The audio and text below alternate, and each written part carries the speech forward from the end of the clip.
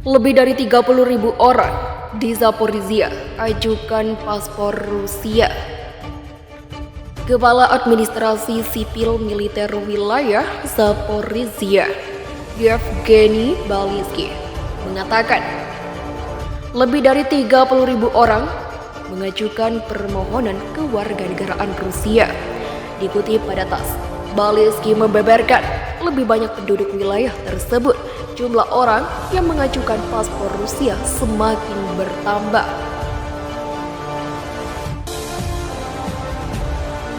Sampai hari ini lebih dari 30.000 aplikasi dengan paket lengkap dokumen yang diperlukan sedang dipertimbangkan di pusat penerbitan paspor, terangnya di saluran Telegram. Pada tahap ini kami terus bekerja pada mekanisme untuk mengatasi masalah tertentu.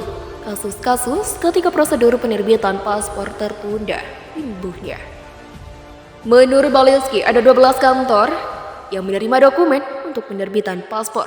Di antaranya 3 di Melitopol, 2 di Berdyansk, 1 di Akimovka, 1 di Priazovye, 1 di Tokmak, 1 di Mykolaiva, 1 di Dnipropetrovsk, 1 di Energodar, dan 1 di Kamenka. Lebih jauh, Presiden Rusia Vladimir Putin pada tanggal 25 Mei menandatangani dekret untuk menyederhanakan prosedur penerbitan paspor Rusia bagi orang-orang yang tinggal di wilayah Zaporozhye dan Kherson, Ukraina. Lebih dari 12.000 orang telah mengajukan kewarganegaraan Rusia di wilayah Kherson. Wakil Kepala Administrasi Militer Sipil di kawasan itu, Yekaterina Gubareva, mengatakan kepada TASS, mayoritas dari mereka sudah memegang paspor Rusia. Saat ini ada banyak sekali dari mereka yang ingin memperoleh kewarganegaraan Rusia, katanya dalam sebuah wawancara dengan TASS. Lebih dari 12.000 aplikasi untuk kewarganegaraan Rusia sedang diproses. Mereka telah menerima paspor Rusia atau sedang menunggu yang mendapatkannya. Untuk mendapatkannya, jelasnya.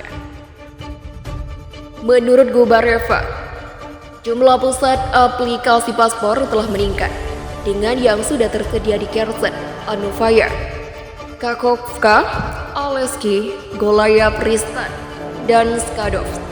Wilayah Kherson terletak di selatan Ukraina dan berbatasan dengan Crimea. Kementerian Pertahanan Rusia mengumumkan pada pertengahan Maret bahwa pasukan Rusia telah mengambil kendali penuh atas wilayah tersebut. Pemerintahan militer sipil dibentuk di sana pada akhir April. Otoritas regional kemudian mengumumkan rencana untuk bergabung dengan Rusia.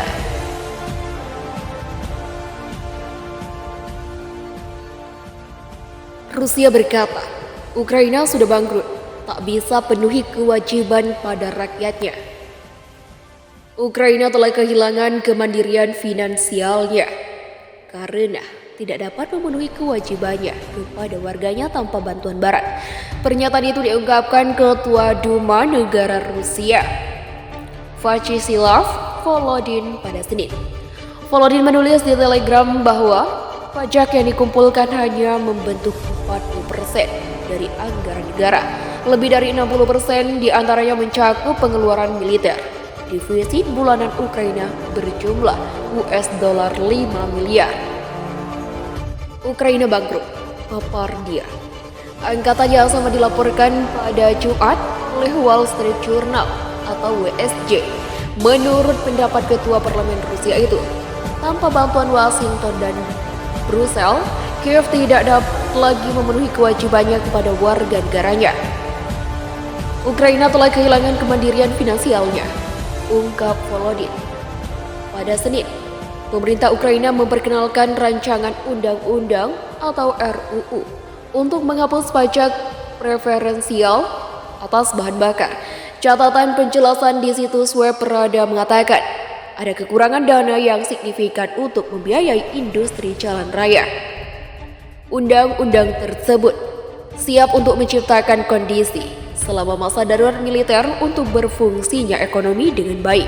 dan meningkatkan pendapatan anggaran melalui bea cukai. Dalam wawancara baru-baru ini dengan RBK Ukraina, Menteri Keuangan Ukraina Sergei Marchenko mengatakan anggaran tahun depan akan sangat ketat karena kondisi perang. Tidak akan ada biaya yang tidak akan ditinjau ulang, papar dia.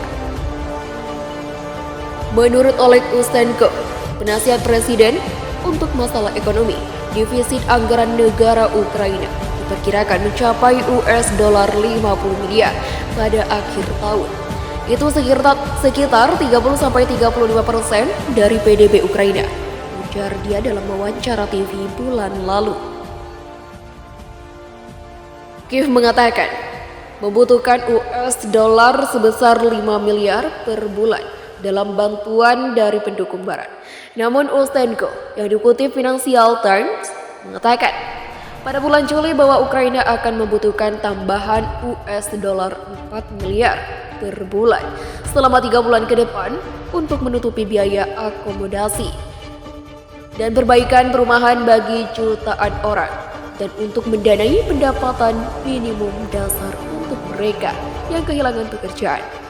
Ibadah pinjaman yang dijanjikan ke Ukraina oleh Barat telah tiba jauh lebih lama dari yang diharapkan.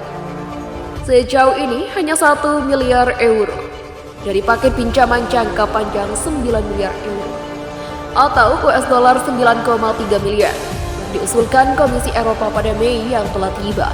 Sejak Februari, UE telah menyediakan 2,2 miliar euro. Badan Pembangunan Internasional Amerika Serikat mengumumkan pada pertengahan Juli bahwa mereka akan mengirim tambahan $1,7 miliar sehingga total pengeluaran badan tersebut di Ukraina menjadi $4 miliar. Pada pekan lalu Kementerian Keuangan Ukraina mengatakan negaranya mengharapkan $3 miliar bantuan keuangan Amerika Serikat akan tiba pada bulan Agustus dan tambahan $1,5 miliar pada September. Menurut Marchenko, pembayaran tersebut merupakan bagian dari paket bantuan keuangan senilai $7,5 miliar yang disepakati dan akan digunakan untuk membiayai pengeluaran penting seperti biaya perawatan kesehatan dan pensiun.